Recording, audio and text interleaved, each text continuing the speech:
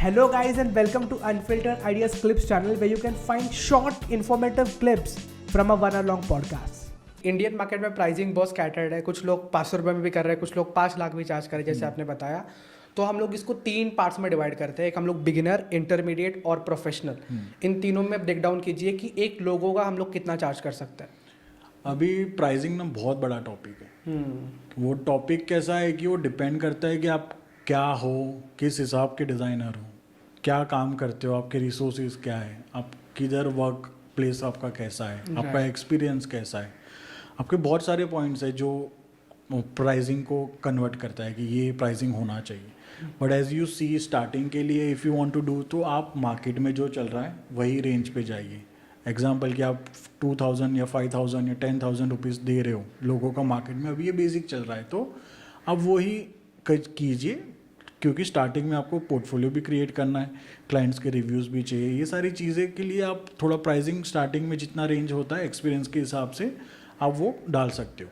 Mid range में क्या होता है कि अभी आपके पास पोर्टफोलियो भी रेडी है, अभी आप बड़े क्लाइंट्स को ढूंढ रहे हो या बड़े आपको प्रोजेक्ट्स चाहिए, तो आप वही पोर्टफोलियो में आप अपना अभी टाइम कितना डाल रहे हो। आप आर्ली बेस चार्ज कर रहे हो, उस पर अलग डिपेंड होता है। आप फुल प्रोजेक्ट का चार्ज कर रहे हो या आप कितने चेंजेस दे रहे हो, या लोगों में आप क्या क्या दे रहे हो, प्राइमरी लोगो, सेकेंडरी लोगो, फेवकॉन, टाइप बेस, या क्या दे रहे हो आप, उस पर डिपेंड करता है। तो आप जितनी सर्विसेज दे रहे हो उस हिसाब से प्राइसिंग होना चाहिए। सेकंड आपका एक्सपीरियंस हो गया। थर्ड आपके रिसोर्सेज हो गए। अब जैसे आप फोटोशॉप ले रहे हो या उसका सब्सक्रिप्शन का जो भी पैसा लग रहा है, तो आप वो पैसे का भी कैलकुलेट होना ज़रूरी है कि ये सारी चीज़ें भी हम इक्विपमेंट ले रहे हैं, लैपटॉप लिया, कीबोर्ड लिया, माउस लिया, वाईफाई, ये तो छोटी चीज़ आप कैलकुलेट करके आप बिठा सकते हो कि ये मेरा इतना जा रहा है तो इनकम में मैं इतना प्रॉफिट डाल के ये हमको करना पड़ेगा।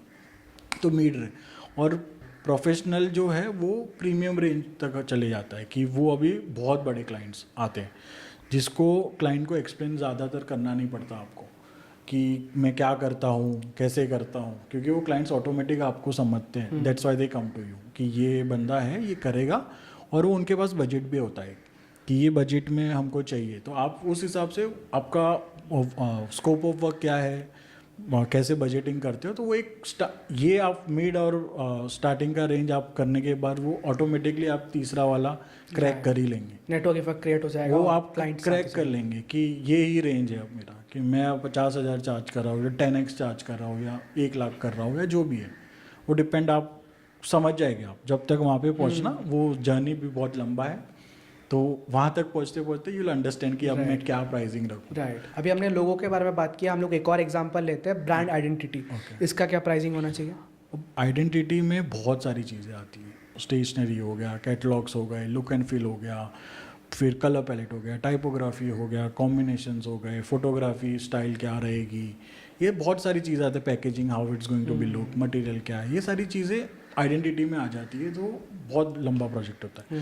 तो वो प्रोजेक्ट में आपको कितना टाइम लग रहा है, लाइक 2 मंथ्स लग रहे हैं, 3 मंथ्स लग रहे हैं, उस हिसाब से आपका जो एवरेज है कि भाई मेरा मंथली रेवेन्यू X था as a logo day, but आप प्रोजेक्ट कर रहे हो तो आपका टाइम मीन कितना जा रहा है, आपकी स्किल्स कितनी जा रही है, आप क्या इसमें आउटसोर्स कर रहे हो।